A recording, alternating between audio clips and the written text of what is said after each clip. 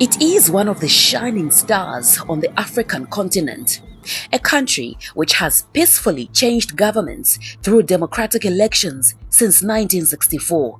Zambia is a southern African country which has shown that democracy is thriving on the continent. On October 24, 2024, Zambia will be celebrating 60 years of independence from the United Kingdom. But how has Zambia survived the past 6 decades with a stable and thriving economy? We have changed different presidents, and when you are looking at our neighboring countries that are there, of course, we have made so much progress because we have people who have had political parties that have the founding party of the founding party, or a ruling party that founded the country, still ruling. We have the example of South Africa and other countries. But for us, we have changed different political parties. And you know, transition is not an easy thing. When you are going to change governments, when you're having same political party, it's an easy thing. But as we have transitioned from having different political parties, different kind of parties, we have had the MMG, we have had UNIP, we have had the PF, and now we have the UPND. So that's a number of progress that we have made so far. And when you look at our democratic record as a country in Africa, so to say, it has been an outstanding record. So the only thing that we can say is that we have made so much progress as a country. It's not easy when you are looking at the likes of many African leaders. Some will tell you to say, why have you handed over power peacefully? Why? It's like a mockery when you do that. But for us, it's something that has been inborn, and Zambians always want to accept defeat and to hand over power. And for us, I think that's a legacy that Africa has to learn from us. Zambia's founding father, Dr. Kenneth Kaunda, is credited with setting a firm foundation for the nation.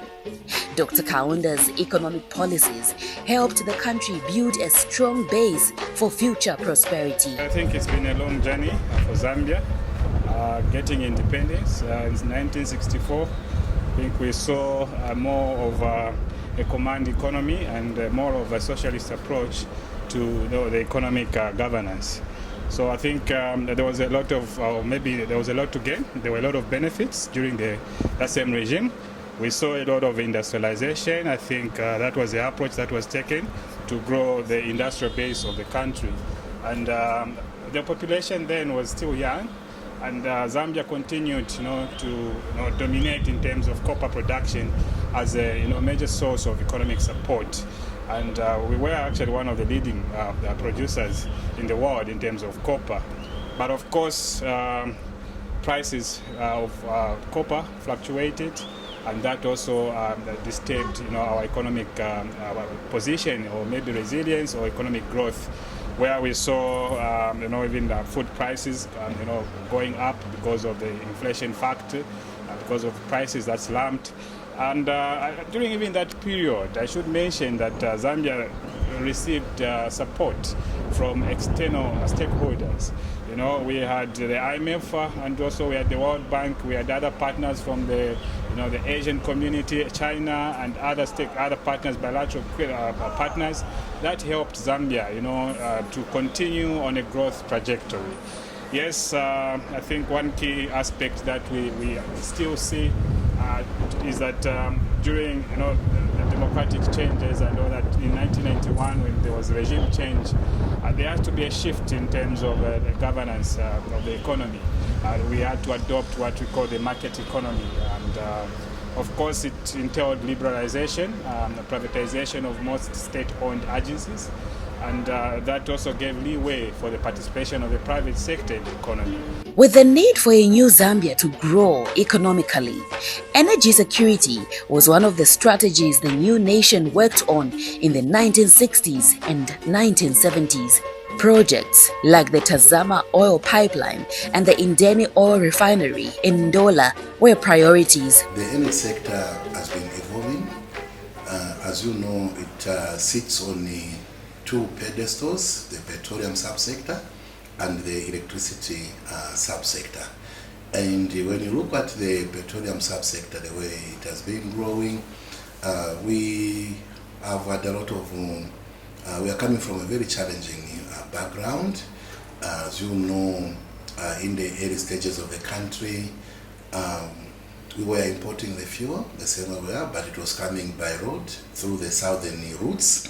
Then when we had a lot of problems in Zimbabwe, it was very problematic to start bringing fuel in the country, to the point where some fuel actually was being flown into the country. Those cargo planes used to go and lift fuel in drums, in certain containers, and bring them in the country. And then as it was not sustainable, the leadership of that particular time, Dr. Kenneth Kaunda, may he so continue to rest in peace, they had to quickly look at a pipeline solution, and that is how the Tazama pipeline idea was promulgated. It was not easy again at that particular time to mobilize funding for the pipeline because of hostilities, and those were times of liberation movements, and we were being caught up left, right, and center because of our positioning, in the space. And now we are looking also for money from the international community to build the Tazama pipeline, which is 1,710 kilometers. But thankfully, the resources were found, and the Tazama pipeline was commissioned in 1968, 10 months, and it solved a lot of issues for Zambia. It was built by the Italians, Nuovo Opinioni, the Italian company. And later on, we had to put up the refinery, and which saved us for a long time, also built by the Italians. And so the Italian story cannot be, the Zambian energy story cannot be told without talking about the Italian influence, because they laid the backbone of the Zambian petroleum subsector.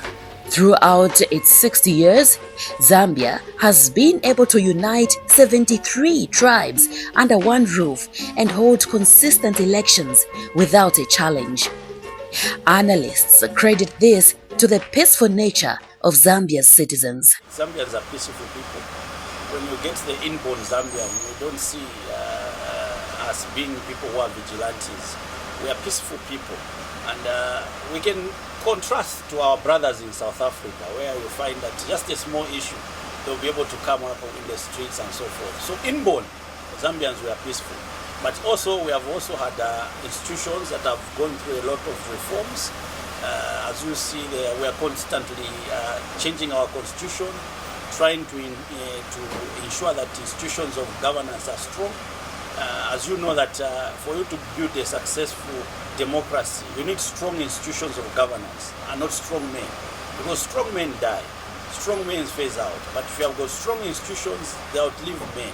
So we have tried to improve on our systems, and we also ensure that our core has been that let's continue to ensure that our systems continue to become more stronger so that we have this. But what has been there mostly is the goodwill of the Zambian people and also the strong institutions that we have built. From independence up to now, you can see a number of institutions, how they have been able. They were small, they didn't have human resource, but right now we have all these institutions that have been capacitated. So I think that's partly why we have this democracy that has been able to thrive.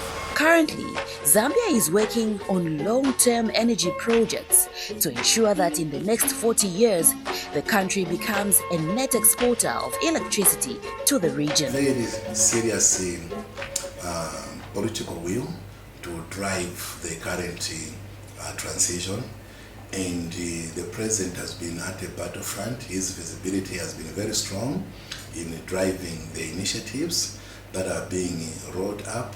Important MOUs have been signed, different projects at different levels. We have committed investments of more than $3 billion in the sector. So the Zambian energy sector is not going to be the same again. Mainly on the renewable energy, because that's where we need to be focusing on. Like I've mentioned, the days of depending on hydro are numbered, not just because of climatic changes, but also we have got limited options of where to generate from. And feasibility studies have indicated that our maximum potential on hydro is 6,000 megawatts. That is if we build on almost all rivers and we have consistently good rainfall, we can only get about 6,000 megawatts. But looking at the projection in terms of the integrated resource plan, which has been launched by government, looking at the government's ambitious plans of wanting to ramp up copper production from the current 700,000 metric tons to 3 million metric tons over the next 10 years, we are going to need more than thrice the energy that we currently have. And that means that we should be talking of more than 10,000 megawatts of power. On the economic front, the current government, led by President Hakainde Hichilema of the United Party for National Development (UPND), is focusing its foreign policy on economic diplomacy, peace and stability in the region. Kudos, like I did mention, the government took it serious and took it upon themselves to ensure that Zambia gets back to debt sustainability. We engaged both private and bilateral creditors to ensure that external debt, which was I think slightly above 12 billion, was restructured to give some fiscal space, to the Zambian government, in the sense that we, instead of paying as much as we were supposed to pay, I don't think we were even in a position to pay, because it would have meant abandoning every other activity that the government has to fund in the economy. So it was quite impossible for Zambia to continue on debt service without the debt restructuring. And we must thank the G20 common framework, or the G20 countries that came up with the debt treatment framework. That also gave us a space of debt suspension, within which we are still trying to negotiate with the creditors, as well as the IMF that came on board to support us to achieve the macroeconomic stability as well as build resilience. As Zambia turns 60 this year, the nation stands as a star on a continent plagued with military coups, undemocratic elections and conflict. Having achieved a lot in the past 60 years, Zambia has an opportunity to achieve more in the next 40 years. With growing demand for clean and renewable energy solutions, Zambia's abundant hydropower resources, coupled with its potential for solar and wind energy, make it an attractive destination for investors from the Benelux region. Zambians living in the Benelux have a unique opportunity to play a pivotal role in the development of their homeland through investing in various sectors. By channeling resources back to Zambia, whether through remittances, starting businesses, or engaging in joint ventures, the diaspora can contribute significantly to the nation's economic growth.